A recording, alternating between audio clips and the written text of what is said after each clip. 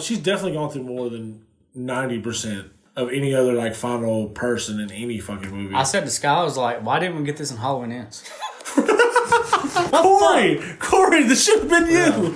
Yeah. There are definitely some things that are just too fucking much for me. Was Victoria masturbating with a fucking knife? A shard of glass from the mirror. Like literally when she grabbed that, I was like, please don't do what I think you're gonna do. Art's just killing somebody and she just walks up and just starts violently stabbing herself in the vagina to completion. You know completion face when you see one, bro. Oh yeah. Like man or woman or not. Man or woman doesn't matter. You know that face. That's it. That was it. Just got out of theater. We literally just got out of theater. I don't know how to feel about this movie. A lot happens in this movie, but also not a whole lot really happens in this movie. That makes sense. There's a lot of questions still. Yeah, and that was one of my things from like part 2. Like there was a lot of things that they added in like to build a story, and it was like a lot of things were left unanswered, like her dad and everything. And like we get to see her dad in this film, and they kind of answer some things, and they even like put some things into perspective, so it's a lot easier to understand those things. But there's other things that happen that they just don't explain. Here's questions I have before we get further into it. What happened to the little girl? Is Jonathan actually dead? We didn't see the uncle die. We didn't see Jonathan die. We just saw their heads. And for a movie that likes to show like extremely gory deaths, it's kind of odd that those two just kind of got like... I'm sure in some sort of capacity, Jonathan's going to be back in the fourth. Because like they did lie in general. Because at first, oh, that's Gabby. No, actually, look at these glasses on it. Does it look like Jonathan now? What happened to the little girl? Little pale girl? Yeah. Never see her. Not once. Never see her. Not once. And I thought... I was hoping we would. I legitimately thought she was going to be in it, bro. I was like, okay, she's coming. Yeah, it literally picks up from where the last one ended. They kind of explain how Art is able to survive these gruesome deaths, basically because of this demon using him, but also using someone else as a vessel. Because they are there, they're also, like, they have to put in, like, the opposite of them. Which is, yeah. I find that whole concept weird. Coming from Damien, the director, his world that we have seen thus far. The original Terrifier short. The All Hallows Eve. Terrifier 1, 2. It's like he built this, and like we'll talk about this like with the ending in particular. There's a whole lot more bad in this world than there is good. Yeah. Throwing out the point of trying to maintain the balance between good and evil doesn't really make sense to me. If you have a weak stomach, and for whatever reason you're still watching this and haven't like skipped or like waited to go watch the movie, if you have a weak stomach, do not go watch this movie. You can't be a bitch. No, you really like. You can't be a bitch. There's not been that many movies where I've physically had to get out of my seat because of something. I almost got up several times. Gruesome kills, 10 out of 10, bro. I only called a couple things, and a lot of that was just like it was just all like, oh my god, grotesque, gory for the sake of it. What would you say was your favorite kill? I would assume most people would choose the chainsaw kill. Which one? Because a lot of them. The guy in particular. Just because of the scenery you get, you know? You take the scenic route in that one. He literally went up this dude's ass first with a chainsaw and then sliced him down the fucking middle from the front. You see his dick. His balls just barely hanging on. He is barely hanging on for dear life. When we talk about the story in this movie, the story does excel somewhat, I would say, but we are still left with more questions than answers. Because what happens in this is almost like just a baby step of what I think of what we should have got in terms of story. Yeah. You can sum this whole movie up in like one sentence. And like halfway during the movie, like the climax, they make this weird jump. I'm just like, why did you do that? Like you didn't explain how he got there, why he's doing this. Yeah. It was just kind of there. You got Sienna who's spent like the last 5 years in and out of like a mental place. Like her uncle comes and picks her up, and he like takes her home, and like they've got it's him, his wife, their daughter Gabby. Gabby is like Sienna's her hero. She absolutely adores Sienna. There's two big bright spots for this movie for me. One's always gonna be Art the fucking clown. Yeah, they have a good balance. Like when Art executes a kill, you know he's instead of like the audience's entertainment, your entertainment is Art's entertainment. Exactly. Because he's entertaining himself by killing people. Exactly. They really did find a great balance between comedy, gore. David does such a good portrayal of Art. Dude. He's finding new ways to emote. There's one scene where it's just a scene cut and he's taking a piss. Random things like that, you know? They keep the ball rolling, and I really like that. The other big standout for me is Sienna. I enjoyed her performance. I liked the fact that they the ending? God damn. I love how that she portrayed somebody who was legit, has been through something, and it's not like you don't just get over something like that. Yeah. Speaking about her trauma, they do throw in like Brooke from the past. Mm-hmm. She's hallucinating. That's the fucking rice. Yeah, it's rice. Realistically, I literally just got like, if she had just passed the rice, I think Brooke would have left that time. Gabby would have been like, who are you passing that to? Nah, don't worry about it. You know how it is.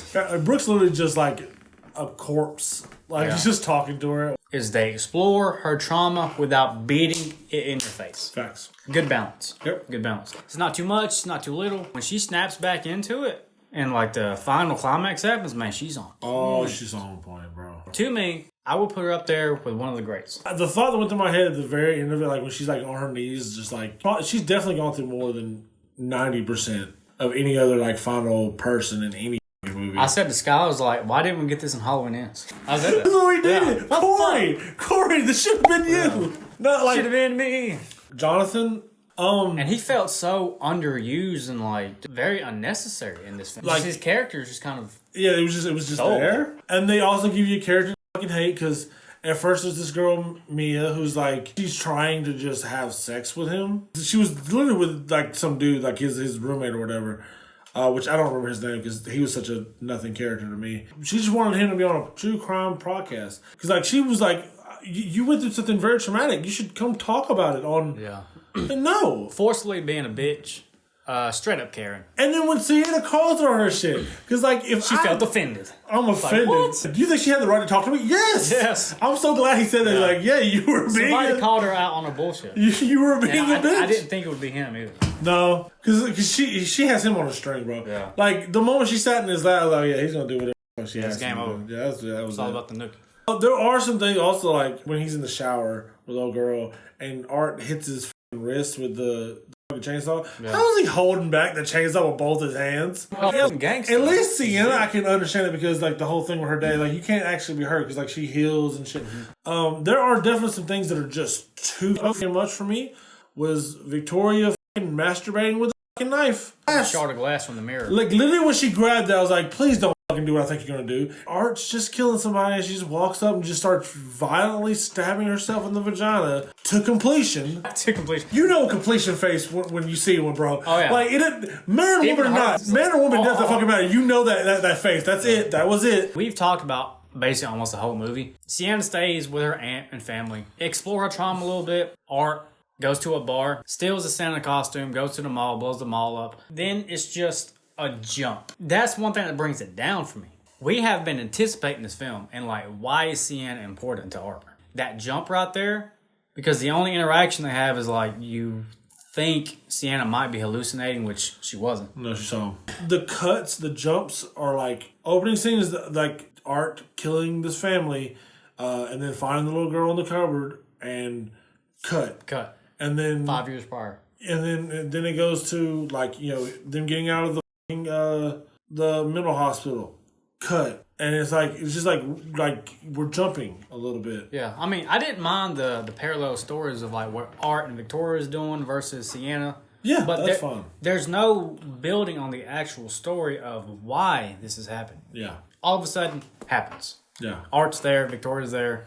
They have a showdown, and I will say this showdown, I'd give this a 9.5 out of 10. Like this fight scene. Another thing But Sienna in this scene alone. Oh my god! Before like the even actual battle happens, like her portraying her pain. Yes, phenomenal, bro. Yeah, the fight scene was great. Fine. Round of applause. The ending. I will say, I don't like how easily the demon was deceived by Gabby. Gabby just saying like Gabby seen the fucking present. She was gonna go fucking look at that present. Yeah. I knew that fucking moment she put that shit down there. How can a demon be so fucking stupid? Exactly. You already know what you want, right? You need to take everything from her. Kill Gabby. Like she had nothing left. I didn't want Gabby to die. Like realistically, I didn't want any of them to die because like if that's the situation, yeah. I especially didn't want to see Gabby die. I didn't think they were going to kill any kids. They killed that little boy, and I was like, oh shit, okay. Yeah. Fuck. All the kids get blown up in the fucking mall. Yeah, and I knew that was going to happen too. The moment the boy opened up a bomb, I was like, that's a bomb. Like, what? That scene where she held on to the sword, Sienna held on to the sword. I was badass. Badass. I didn't mind the ending. Very little story build up. The action scene, the kills are fine. Art's fine. Sienna's fine. The battle's fine. The ending, it feel like it should be Terrifier 3 Part 1 instead of, hey, Terrifier 4 is coming out. I knew Art was going to get away. As soon as they went down, I was like, yep, Art's going to be gone. And the moment she pulled the sword out, like, yeah, he's gone. The ending, I wish I would have did differently. I still enjoy the movie. Yeah. I liked it better than Terrifier 2. I don't think I liked it more than 1. It's very rare you find somebody who, like, encapsulates a character. You know what I mean? Like, he's got that shit down pat, bro. Like, when you think Hannibal, you have to think of, you mean like Anthony Hopkins. Anthony Hopkins. When you think of, like Freddy Krueger, you have to think of Robert. Like, it's just like certain people, like, they are that character. And, like, I can't think of anybody besides David playing Art. Yeah. Just, it doesn't happen. I can't see it. I'm so glad that we discovered Terrifier early on in the channel. Oh, yeah. Because I'm calling it now. You can go back and see. I said that Terrifier was going to be on the map one day. Oh, and here we are. There's no bigger, like, show of that than, like, the list of, like extra characters. Like, Tom Savini was in this shit. Yeah. Clint Howard's in this shit. Like, there's, like... Tom Savini making... that's respect right there. Yeah. And you got to think about it. The Terrifier 2 was solely funded off crowdfunding. Yeah. That's how much they wanted it. Yeah. This was backed by a studio, and they've already made their budget back. But I'm glad that Art is going in a good direction for the franchise. I wish we had a more story-driven movie than what we got. At least they gave us some hint about Sienna's dad. And how that at least they put him in there. When he drew that, he had like prophecy, a vision of everything that was going to happen. That's why he went crazy. He started drawing Art the Clown and shit. Yeah. If I had to rate this movie, I'm going to give it 8 out of 10. I'm doing 7.5. Let us know if anybody had to leave the theater because they got sick to the They've been saying that the last 2 films. I don't think anybody's fucking left the theater. Let us know if it happened. Thank you guys for watching. Thank you for just being fans of ours and horror. But until next time, guys. Deuces. Adios.